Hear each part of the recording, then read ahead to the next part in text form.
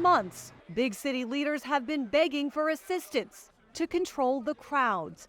Now they're asking for help to control the crime. Migrants being blamed for this assault on police officers in New York City, and for forming pickpocketing teams in the West Village, and for violence inside migrant shelters. Police say the two men got into a fight and one stabbed the other in the chest. In Boston, a recreation center used for inner city kids and seniors now converted into a migrant shelter. I definitely think that the community was not heard, or listened to. The migrant crisis heating up the fight between the state of Texas and the federal government. Governor Greg Abbott revealing he's transported more than 102,000 migrants to sanctuary cities. Still, a minuscule fraction of the more than 2 million encountered at the southern border last year.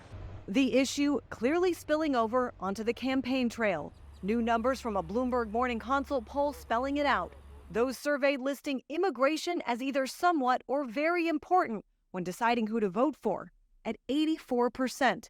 And when asked how responsible Joe Biden is for the increase in migrants at the border, 61% said either somewhat or very responsible. House Republicans advancing an impeachment resolution against Homeland Security Secretary Alejandro Mayorkas. I call him the architect of destruction and chaos. He has created this crisis, and he knows better.